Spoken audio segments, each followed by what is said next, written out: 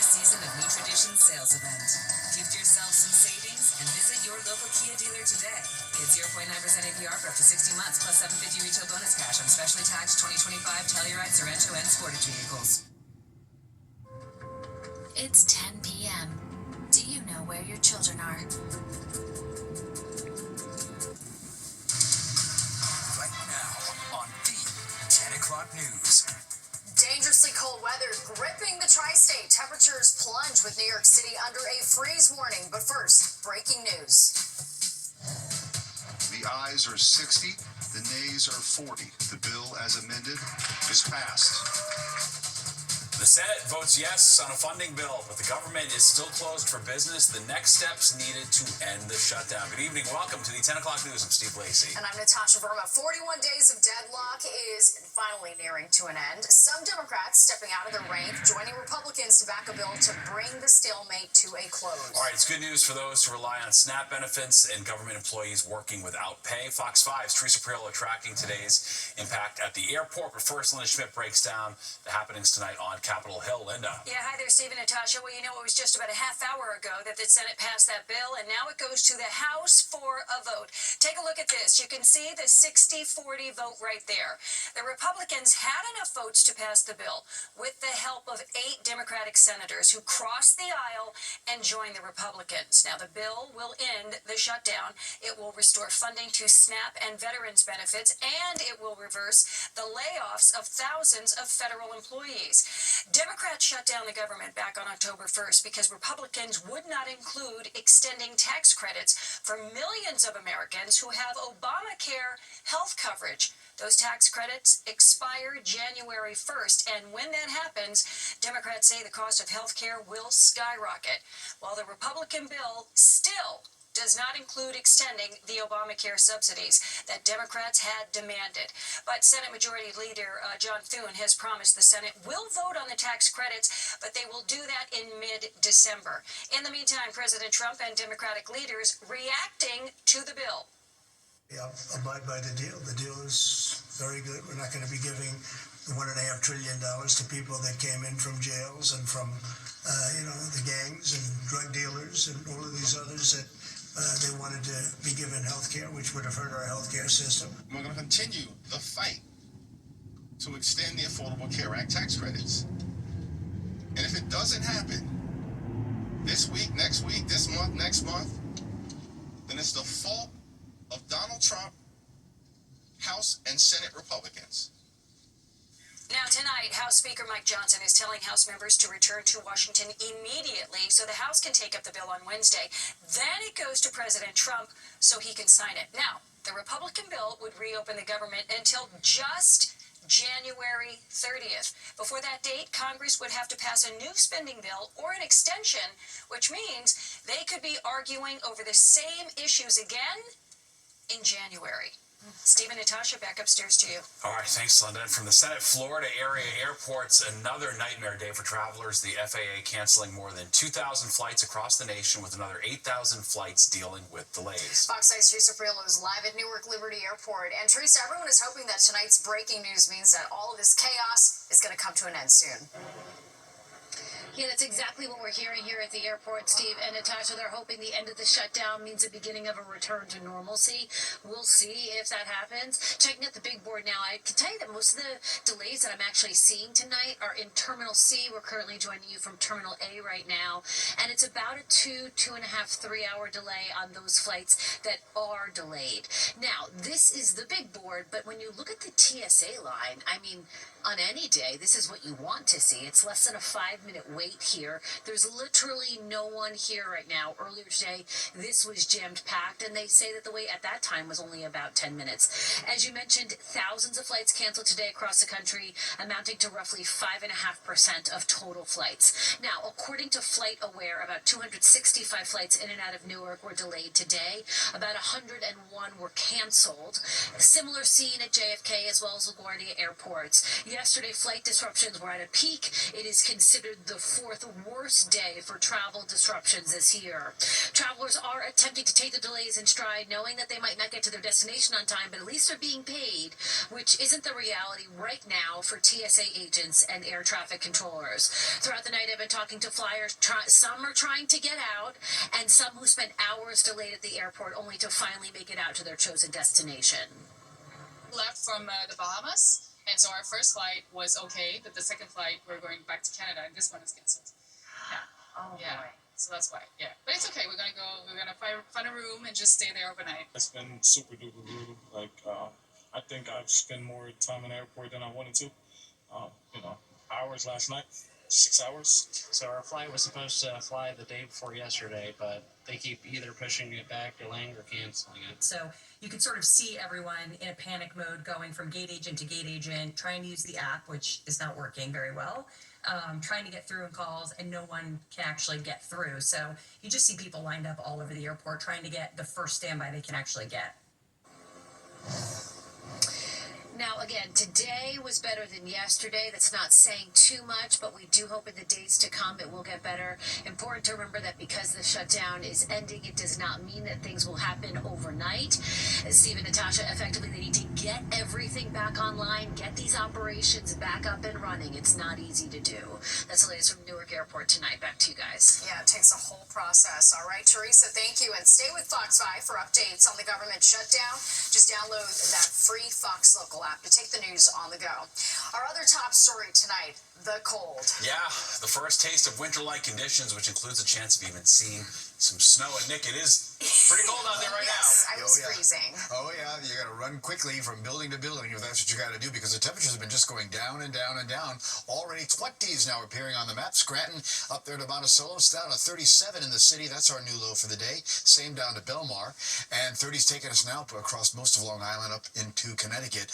Look at the temperature drop. 19 to 21 degrees colder than just 24 hours ago in many spots. So we do see the strong northwest wind. It's averaging 10 to 20 miles per hour, but the gusts are still pushing 30, 35, and that's going to continue tonight and tomorrow. Those gusts may even hit 45 to 45 miles per hour. So, first time this season, I've got the wind chill map up. It's feeling more like it's in the 20s to about 30 in most of the immediate New York City area, even down as cold as 17 up there in Sullivan County. So, freeze warning is in effect for the city, Long Island, southern Westchester, lower Connecticut coast here, northeast New Jersey, till 9 a.m. Again, this is the first day that we're seeing those temperatures at or below the freezing mark expected overnight. And our storm system, again, moving up to the north, that brought us a bit of rain earlier on in the day, but now, again, as it moves away, it's just going to keep pulling down that colder air tonight, on into tomorrow. So tomorrow, definitely a chilly day. Overnight, heading into the low 20s, those colder northern spots, right around the freezing mark, or just below, really, along the coast, about 33 in the city. Clouds and some sun, but you see the little blue dots popping up. Couple of snow showers, not with a question, tomorrow afternoon, as temperatures only go into the upper 30s to lower 40s. Tomorrow night, upper 20s to upper 30s with still a fair amount of clouds. And then we'll try to get to 50 on Wednesday, but a lot of the area will probably still stay in the upper 40s. And look at the wind. Again, overnight, 20, 25, gusting to 30. I wanted to show you the wind speeds by tomorrow afternoon. Look at that, gusting into the 40, 45 mile per hour range. Steve? Well, all right, thanks, Nick. Well, wake and funeral arrangements are set for the veteran firefighter who died battling a fire in Brooklyn. 42-year-old Patrick Brady suffered a medical emergency and went into cardiac arrest Saturday night while working on the roof of a building on Kings Highway in Brownsville.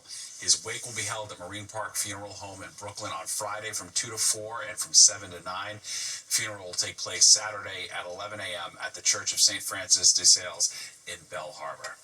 The NYPD releasing new video of a person they say spray-painted swastikas in Gravesend, Brooklyn. This happened on the morning of November 5th when a Jewish academic center and a construction barrier were defaced. The person was seen riding a bicycle and wearing a face mask, black clothing, shoes. If you have any information, you're being asked to call Crime Stoppers. 3 suspects arrested in connection with the Michigan terror plot will remain behind bars. They all appeared in federal court in Detroit today, each suspect waiving their detention hearing and agreed to remain in jail.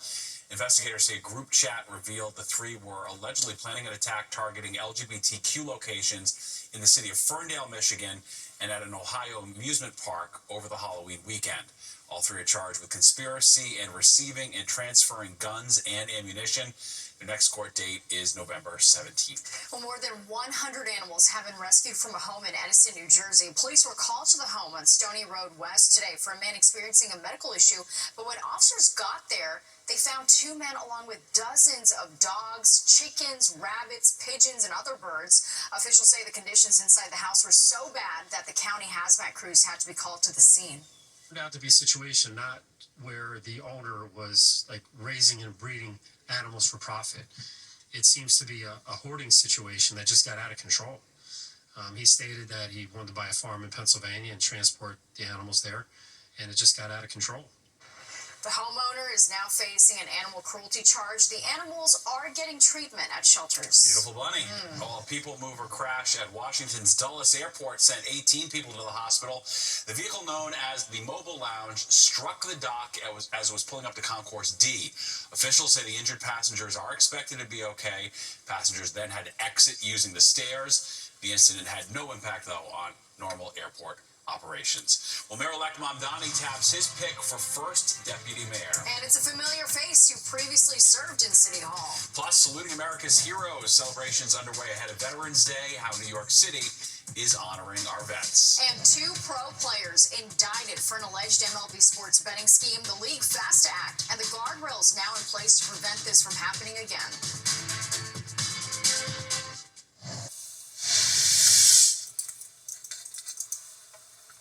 The New York Giants have fired head coach Brian Daboll, a team off to a rough 2-8 start in what was Daboll's 4th season. Many analysts and fans say they saw the move coming after several recent fourth-quarter collapses and play calls for rookie QB Jackson Dart, who left Sunday's game with a concussion. Offensive coordinator Mike Kafka is taking over as interim head coach as Big Blue looks for a permanent replacement. Mayor-elect Zohran Mamdani is working on building out his transition team. All right, we're starting to learn who will serve alongside him in the administration. Fox 5's Morgan Mackay has the details from the newsroom. Hey, Steve and Natasha. So Mayor-elect Zohran Mamdani announcing his first administration hires today that will help him lead City Hall. And they're somewhat familiar faces in politics. Mamdani tapped Dean Fuleihan as his first deputy mayor. Fuleihan has decades of experience in both city and state government. He was first deputy mayor and budget director under former mayor Bill de Blasio. Fuleihan also was a top legislative staffer up in Albany and was one of the lead budget negotiators in the state assembly. Mamdani also appointed L. Bisgar Church as his chief of staff. Bisgar Church is a Democratic socialist who was Mamdani's chief of staff when he was a state assemblyman. She then switched over to manage his campaign and is widely credited with helping with Mamdani's rise. Fuleihan today said Mamdani's agenda is achievable, even as parts are already receiving pushback from Governor Kathy Hochul. Over the weekend, Hochul said she is a no on Mamdani's free bus plan, but would consider expanding programs so more low-income New Yorkers can qualify for cheaper or free fares. When asked if he'd be open to compromising, Mamdani says he's focused on delivering on his campaign promises. I'm just as excited as I was about free buses today as I was more than a year ago. This is the work that will animate so much of what the three of us and what our city hall will do, is to ensure that we are living up to those promises and transforming politics as we know. Now, Mamdani today wouldn't say if Jessica Tisch has accepted his offer to stay on as a police commissioner, but Governor Hochul over the weekend also said she wouldn't continue to praise Mamdani's decision to keep her if she didn't think that Tisch wanted the job. Reporting from the newsroom, I'm Morgan Mackay. Steve, Natasha, back to you. Well, Canada has lost its measles elimination status following outbreaks across the country. There have been more than 5,100 cases in Canada this year, including the deaths of 2 babies exposed to the virus in the womb. Canada eliminated measles in 1998 after hugely successful vaccination campaigns. And it looks like the U.S. could be the next to lose the status after nearly 900 cases this year across Texas, New Mexico, and Oklahoma. Health data must show a continuous chain of measles spreading for a year in order to lose that elimination status. The Supreme Court rejects a case that could have overturned its decision to legalize same-sex marriage. The justices turned away an appeal from former Kentucky County Clerk Kim Davis in 2015. She refused to issue marriage licenses to same-sex couples, even after the High Court's gay marriage ruling. Davis has been trying to get the court to overturn a judgment for her to pay $360,000 in damages to one of those same-sex couples. President Trump has pardoned his former attorney, Rudy Giuliani. Now, it only applies to federal crimes which Giuliani is not charged with. It does not affect any state-level charges. Giuliani helped lead efforts to overturn the results of the 2020 election. The president also pardoning dozens of other Republicans accused of taking part in those efforts as well. Well, tomorrow the nation will honor our heroes. Celebrating Veterans Day, New York City is already saluting those who have served. Okay, and that includes an extraordinary number of women who've served our country. Fox 5's Arthur Chen live in the studio with the story. Hey, Arthur. Hey, Steve, Natasha. The parade on Veterans Day itself is tomorrow, but observances began today all around the city, including in Central Park, where women who serve our country were honored. That event there was organized by the city's Department of Veteran Affairs and was held at the New York City Women's Veterans Grove. That is located just off the entrance to Central Park at 5th Avenue and East 69th Street. The Grove was first designed in the 1920s as a collection of 24 trees paying tribute to the American women who died overseas during World War I. One of today's honorees, Major Monday Price, a 3rd Regiment officer at West Point, spoke about what the award means to her. Me, service is about our people, taking care of people, just through the way that I serve or through the communities that I get to be part of as I move around through my service. It's absolutely what we need to do to take care of our people, because our people are our future, and any way that I can give for that is how I see myself and how I serve my organization, my communities, and for the nation. Over time, the memorial has been expanded to include women who have served our country in other ways beyond just military service. Now, this year's New York City Veterans Parade will commemorate 250 years of military service. More than 280 marching units and 20,000 marchers are participating, along with dozens of floats.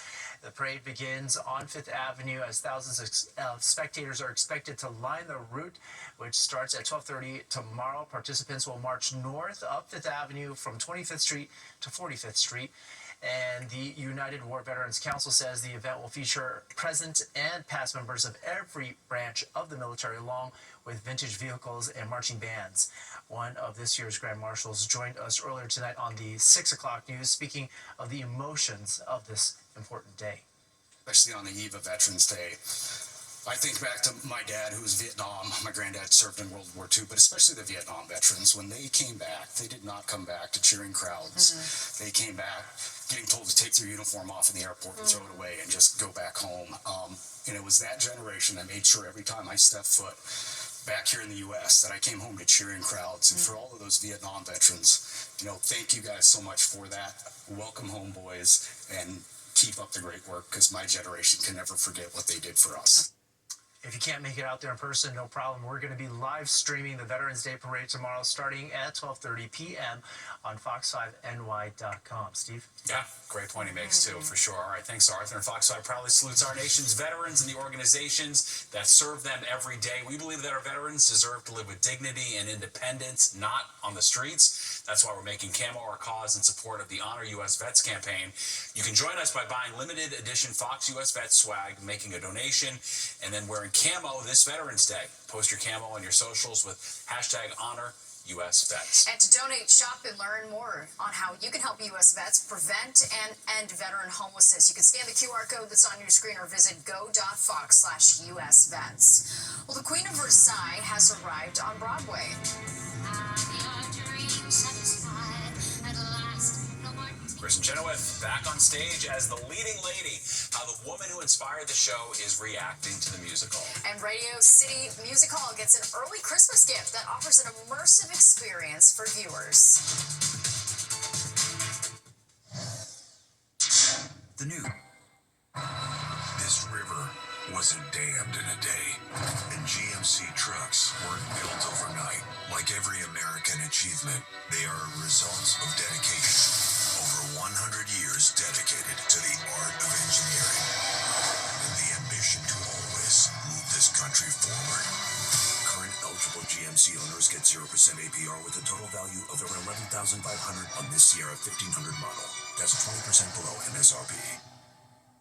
News on Fox 5, brought to you by Morgan & Morgan. All law firms are not the same. There's only one Morgan & Morgan. Have your dreams satisfied at last? No more ticking inside. All right, The Queen of Versailles, starring Kristen Chenoweth, officially opened on Broadway last night. The show is based on the life of Jackie Siegel and her mission to build the largest private home in America, inspired by the real-life Palace of Versailles. Jackie Siegel stopped by Good Day New York this morning to reflect on her story becoming a musical. It's so touching because even my own children said, Mom, Kristen Chenoweth plays you better than I play myself. My God. How's that possible? I know, right? I see it, right? Yeah. The Queen of Versailles is playing at the St. James Theater. And Radio City Music Hall has a brand new sound system, and it's pretty spectacular. The $7 million upgrade uses the same technology as the Sphere in Las Vegas. The immersive sound system is made up of thousands of individually amplified speakers, giving the sense of 3D surround sound. At a demo today, Radio City raised up its 36-piece orchestra and brought out the Rockettes, who will also have their shoes mic'd up. We have microphones that are screwed into the arches of our tap shoes, so every sound you will hear in both of our 12 Days of Christmas number and our ragdoll scene, you'll hear every single tap sound. Everything is live. Wow, I love the pretty detail. Well, the Christmas Spectacular is debuting this new sound system, and from that point on, all concerts and events at Radio City will use those speakers. Yeah, it's cool. So they've got a Sphere, the Beacon, and Radio City. It's amazing. Yeah. Sounds so good. It does. Well, a curveball hits Major League Baseball. 2 pitchers are accused of a rigged betting scheme. All right, the MLB fast to act how they're changing the rules regarding legalized gambling in an attempt to prevent anything like this from happening again. And the worst of the worst when it comes to city bus lines, the route that received an award not worth bragging about. All right, plus grab a blanket. First, wintry blast of weather is here. Nick is tracking cold weather that has already moved in. Watching the 10 o'clock news.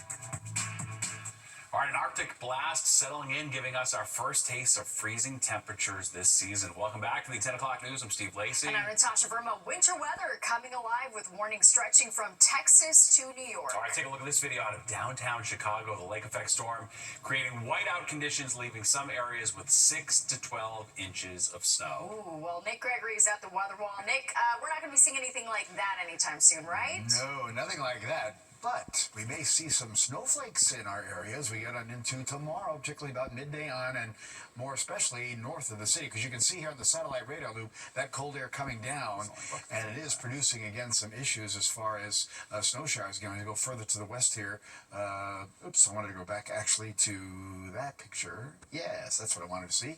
And as I go to the west here, look at the squalls coming off the lake. That's in western New York State, here Ohio, and then you get towards Michigan into Indiana. Again, more squalls coming through, and that's still going to be quite the problem as this system kind of moves on up to the north. So you sort of see in the wide view here, again, where our airflow is coming from. That storm itself has pretty much moved off into the north and east. But notice the rotation around here. So that is bringing down the colder air, and you'll see just a few patchy clouds in our sky overnight. But watch as we get to about middle portion of tomorrow. There's those little blue dots appearing up. Those are snow showers. So again, particularly north of town, that'll be a possibility, but you might see a couple of flakes in the city, maybe even mixed with raindrops, since the temperatures will be in the lower 40s, but the atmosphere itself will be cold, so most of the area will just be seeing some snow showers, and sort of a sun and cloud combination again on Wednesday. And also the problem the next 2 days is going to be the wind, pretty strong and gusty, so overnight lows drop to the low to mid-20s in those colder spots off to the north and west of us, and even at or below freezing along the coast to about 33 in the city, and wind chill values down in the teens and low 20s. Tomorrow, no better than the low 40s, most of the area, clouds and sun, probably more clouds than sun, and again, the threat of a couple of snow showers not out of the question, Steve and Natasha. I just want to go home and get comfortable. I know, it's becoming that season where I don't want to be outside. Put on a few LBs and just chill. All right, thank you, Nick.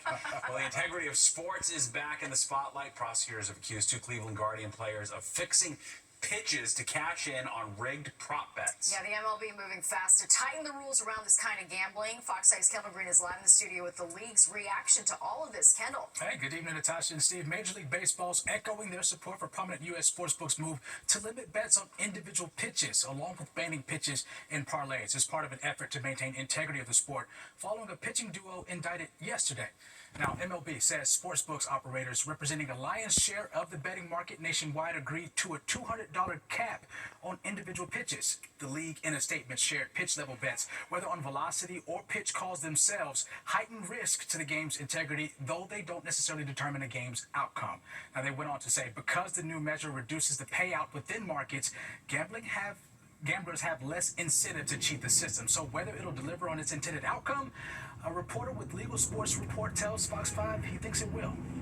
Having the $200 cap kind of ensures that these markets are working more like they're supposed to, which is supposed to be so these sports books can offer, a lot of betting options and novelty to people. A lot of the time, if you're watching the game, you are kind of thinking, oh, I wonder what the next pitch will be. Maybe I can throw a few dollars on that. And putting it at 200 kind of ensures that people really are not incentivized to manipulate it all. Now let's look at why the new measure is in place. Now, Sunday's indictment accuses both Cleveland Guardians pitchers Emmanuel Clase and Luis Ortiz of taking bribes to throw certain types of pitches, and now they face federal charges, 4 apiece, that include fraud, conspiracy, and rigging pitches, among others. The DOJ says the bettors involved won at least $400,000 using inside information on Clase's pitches since 2023, and prosecutors add gamblers this season won at least $60,000 for alleged rigged pitches thrown by Ortiz. They accuse Ortiz of pocketing about $12,000 in the scheme. It's really a significant wake-up call for not only Major League Baseball, but for all leagues to remain very vigilant that you've got this kind of activity happening with active players influencing activity in a wrongful fashion. Now, if found guilty, the pair could individually face up to 65 years in prison. However, both Ortiz and Clase's attorneys maintain their client's innocence. Stephen, Natasha. That's a wild story that you can bet on individual pitches. Strike ball. Boy, it's a wild world we live in. All right, thanks. Kendall? Well, when traditional medicine falls short, veterans are taking a leap of faith. All right, now they're coping with trauma by exploring the use of psychedelics to help treat their PTSD. This runway is your future because you're headed home. I'm Christine Owens, United States Secretary of Homeland Security. If you tell them...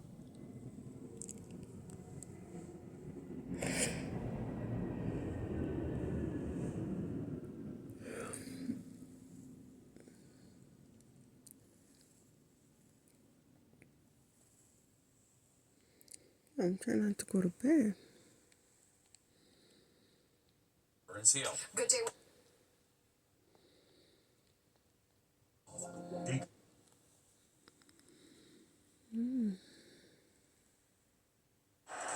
It's DJ Moore.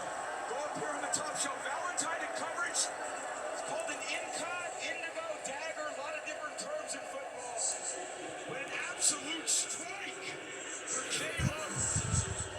And on the next play, got Loveland working on this short look.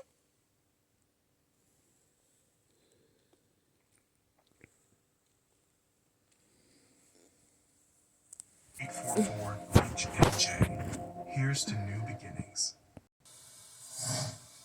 For years, veterans have come home with invisible wounds that medicine and therapy can't reach. All right, now a group called Heroic Hearts is offering a different kind of hope using psychedelics to help veterans heal. Good Day Wake Up anchor Dan Bowens introduces us to their work. The brain, electric, endless, and what happens when it opens up? That hallucinogenic, mind-altering experience, more than wild colors or walls melting, but perception rearranging itself. And sometimes where trauma fragments the mind, the experience can reconnect it. I knew I was struggling. I knew I was having a hard time. For former Army Ranger Jesse Gould, that reconnection began far from home. I went to the VA. I was diagnosed with PTSD, post-traumatic stress disorder, and the only track that was offered to me would be to go on medication with with talk therapy. Traditional medications. But I also didn't want to acquiesce at the age of 28 to being on medication the rest of my life. Instead, he took what he calls a leap of faith. And bought a one-way ticket to Peru and just dove into it. The first experience I had with these sort of treatments is something called ayahuasca. And so it's a combination of 2 Amazonian plants. Just completely kicked my ass and was probably one of the hardest experiences I've ever had. That journey became the start of the Heroic Hearts Project, helping other veterans find healing where traditional care falls short. Once people go through these treatments and are healed, the first thing they want to do is, how do I help somebody else? How do I advocate for somebody else? And so I'm no different than that. Since 2017, the program has worked with more than 1,500 veterans through week-long guided retreats, often overseas. One of the participants, and now a Heroic Hearts coach, Bill Anthes, a former Green Beret. I got home and I felt completely like a stranger. Honestly, I didn't unpack my bag for about a year. I did go to the VA, and unfortunately for me and my individual experience, it was not a positive one. That's when he started exploring alternative options like psychedelic treatment. He understands why people would be skeptical. I would encourage the skeptics to maybe invite a little bit of curiosity into worldview. And I was skeptical as well. Similar, like I never did drugs growing up. I thought, hallucinogenics or psychedelics were bad. So what we're looking at here is a brain reacting after having taken psilocybin? Right. What are we this seeing is here? under the influence of psilocybin. Dr. Michael Bogenschutz is director of the NYU Langone Center for Psychedelic Medicine. Under the influence of psilocybin, there's really a massive increase in overall functional connectivity. There are literally connections being made that would not be made in a normal state of consciousness. In one study, 2 controlled doses of psilocybin cut alcohol use in half. He says the same brain rewiring effect could help veterans reframe traumatic memories. It tends to make people, in a clinical context, allow people to experience their emotions, including their negative emotions and their traumatic memories, without becoming as easily overwhelmed. For Jesse Gould, it always comes back to the mission. And so I think beyond the military, it's everybody's obligation to help out in the ways you can. Like if you discovered something on your own that can drastically heal people, who are you to not try to share that? Dan Bowens, Fox 5 News. Yeah, it's definitely an eye-opening conversation. Well, Fox 5 proudly salutes our nation's veterans and the organizations that serve them every day, and we believe that our veterans deserve to live with dignity and independence, not on the streets. That's why we are making camo our cause in support of the Honor U.S. Vets campaign, and you can join us by buying this limited edition Fox U.S. Vet swag, making a donation and wearing camo this Veterans Day. Just post your camo on your socials with hashtag Honor U.S. Vets. All right, to donate, shop, and learn more on how you can help U.S. Vets prevent and end veteran homelessness, scan the QR code on your screen or visit go.fox/US Vets. While commuting at a snail's pace, transit advocates hand out the annual Pokey Award. One bus line beats them all for being the slowest in the city. New York City is delivering for you every day, everywhere. Major crime is down citywide. A record number of new homes have been created. And a brand new universal after-school program is available for our kids. With safer streets and thriving small businesses, NYC is delivering for families, making this the best place to raise yours. Find out more at deliveringforyou.nyc. Well, it might just be quicker to walk. One bus line so painfully slow, crawling along at just over 5 miles an hour. Wow, Fox 5's Duarte Giorlino shows us which bus was just crowned the winner in this year's Pokey Awards. New York City may be the city that never sleeps, but if you are riding that M42 bus, you're going to have more than enough time for several naps. It is officially the slowest bus in the city, and it goes just over 5 miles an hour. How much time does it take you to get from one spot all the way over here to the east side? On a good day, maybe about 15 to 20 minutes. On a good day. That's enough for how many naps you think now? Well, 4 naps maybe. The Strap Hangers campaign and the MTA's Permanent Citizens Advisory Committee says the M42 is the slowest bus in New York City. I'm taking it from 11th Avenue. Yeah, like 5 buses out of service before one comes. The MTA says it's looking forward to working with transit advocates to keep buses running more smoothly. It's really not the bus's fault. The bus wakes up in the morning and it wants to provide great service. It wants to go fast. That's what it's equipped to do. And the bus operator wants to drive a bus quickly. The problem is that things are in the way. It wasn't all bad news. The Q8 in Queens picked up the Schleppy Award for being the city's most unreliable bus, running about 4 minutes behind schedule on average. But there were some bright spots too. Staten Island's SIM32 and the M79 in Manhattan both earned the new Mazel Award for picking up speed and showing real improvement. 79 is the best. Is it? Yeah, across town. And have you noticed that over the past year, or just generally speaking, you call it? Generally speaking. Advocates say these awards show things can get better when City Hall and the MTA pull in the same direction. Mayor-elect Zoran Mamdani campaigned on making buses free. He argued that faster, more reliable routes should also be more accessible to everyone. Traffic is horrible. These buses take this like a snail pace. Yeah, it's terrible. So why do you do it? How else am I do? I mean, I can ride, but I'd rather just take the bus when I have to. If free buses become reality, groups behind this ranking want to see the city pair it with more dedicated lanes, stronger enforcement, and better technology to keep buses moving. So yeah, I get it. Pokey may sound funny, but if you're one of the millions of people who ride buses every day, being slow, it's just not a joke in this city. In Midtown, Duarte Geraldino, Fox 5 News.